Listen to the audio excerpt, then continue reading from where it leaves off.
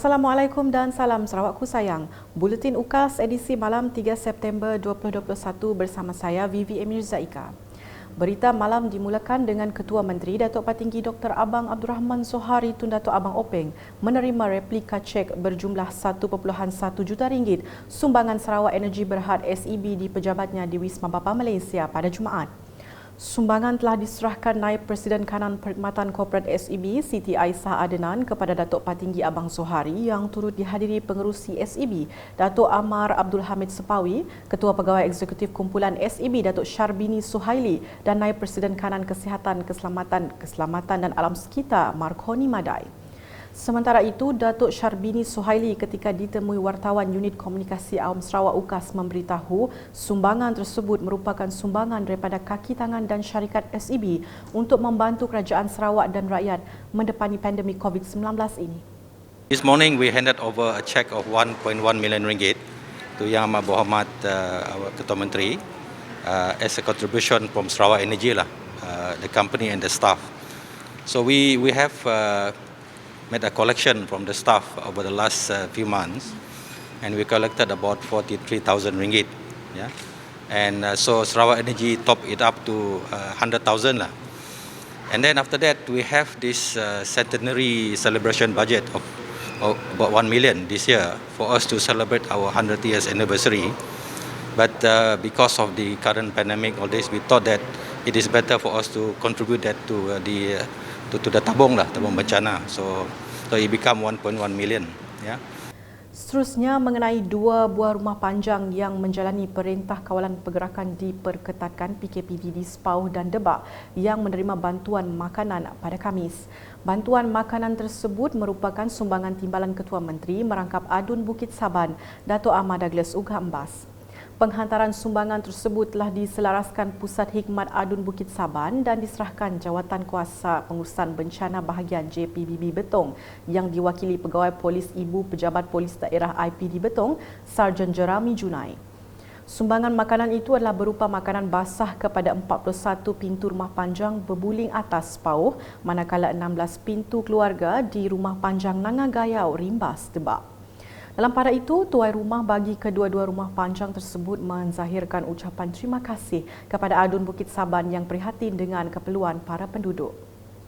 Berita di Kuching, Menteri Kanan Kerjaya yang juga Ahli Parlimen Petrajaya Datuk Seri Fadilah Yusof menghulurkan sumbangan bantuan makanan kepada penduduk Kampung Tupong Jaya dan Taman Kopodim yang menjalani kuarantin pada Khamis.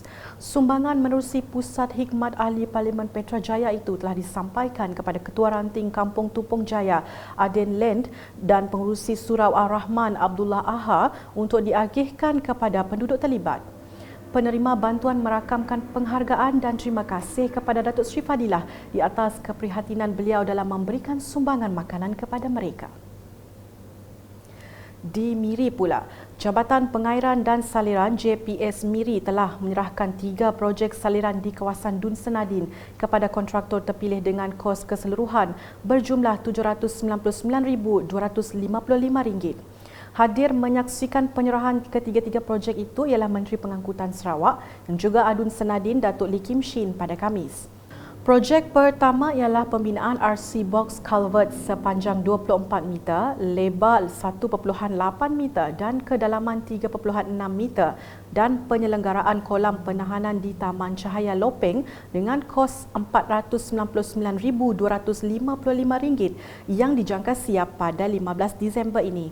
Projek kedua pula ialah pembinaan longkang konkrit RC di tepi jalan di Kampung Masjid Kuala Baram yang menelan belanja RM200,000 melibatkan pembinaan longkang konkrit RC dengan lebar 1.2 meter, kedalaman 1 meter dan panjang 118.5 meter. Projek ini dijadualkan siap dalam tempoh 6 bulan dan mula dilaksanakan pada 10 September 2021 yang akan memperbaiki sistem perparitan di kawasan itu.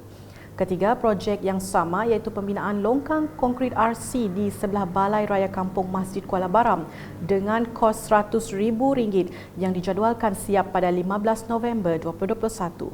Projek ini menyediakan tempat letak kereta tambahan untuk Balai Raya selain memperbaiki sistem perparitan.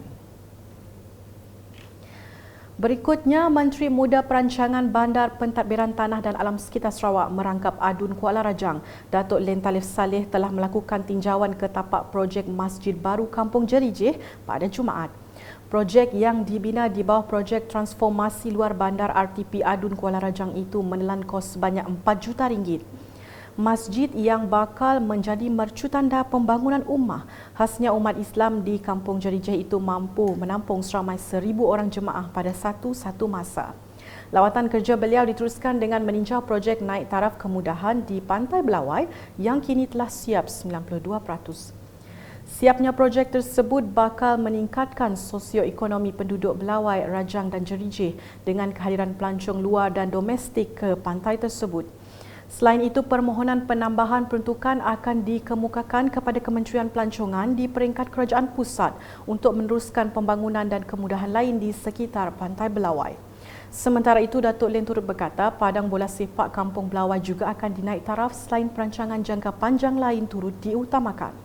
Pada program berasingan, Datuk Len telah menyaksikan penyerahan projek bina baru Pasar Tani Kampung Rajang yang bernilai RM1 juta yang dijadualkan siap dalam masa setahun. Projek ini akan memberi manfaat kepada golongan usahawan kecil di Kampung Rajang. Datuk Len berharap projek tersebut berjalan lancar meskipun dengan keadaan pandemik COVID-19 yang masih berlaku. Selanjutnya, seramai 75 orang ketua masyarakat dan ketua kaum KMKK telah menghadiri program Komuniti Kepolisan Daerah Sarike Siri 2 semasa peralihan ke Pelan Pemulihan Negara PPN Fasa 3. Program anjuran pejabat daerah Sarike itu diadakan di Sarike Innovation Centre SIC pada Khamis bertujuan memberi kesedaran betapa pentingnya pematuhan prosedur operasi standard SOP dalam PPN Fasa 3 serta memperkasakan tadbir urus JKKK yang berintegriti. Residen Sarike Felicia Tan Yahua dalam taklimat beliau bertajuk memperkasa tadbir urus JKKK yang berintegriti tinggi menekankan disiplin tinggi perlu ada pada setiap pemimpin di peringkat akar umbi. Ujarnya mereka perlu bertanggungjawab dan telus dalam memberikan perkhidmatan terbaik untuk rakyat. Terdahulu, taklimat khusus tentang COVID-19 juga turut disampaikan Pejabat Kesihatan Bahagian Sarike dan Pejabat Daerah Sarike. Berikut pula mengenai hujan lebat berterusan yang telah menyebabkan beberapa kawasan di Baram dan Subis dinaiki air. Menerusi tinjauan UKAS pada Khamis, paras air semakin menaik di kawasan pedalaman Baram. Penduduk telah diarah untuk bersiap siaga dan diminta untuk mula memindahkan barangan serta ternakan ke tempat yang tinggi dan selamat. Sementara itu, beberapa kawasan berhampiran Sungai Tinjar juga berlaku kenaikan air disebabkan hujan berterusan sehingga menyebabkan kawasan rendah dinaiki air. Antara rumah panjang yang dinaiki air dan terputus hubungan disebabkan jalan kampung ditenggelami air ialah seperti berikut.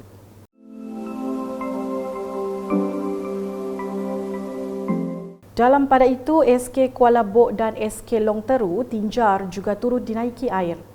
Dalam perkembangan lain, kawasan rumah panjang Bulin Nyalu, Sungai Saih ketika ini turut mengalami kenaikan paras air dan laluan jalan masuk hanya boleh dilalui kenderaan pacuan 4 roda dan tidak sesuai untuk kenderaan kecil. Manakala keadaan banjir di rumah Edward Ikau, Sungai Serungut pula telah menyebabkan jalan ke rumah panjang tersebut tidak dapat dilalui kenderaan namun paras air mulai surut.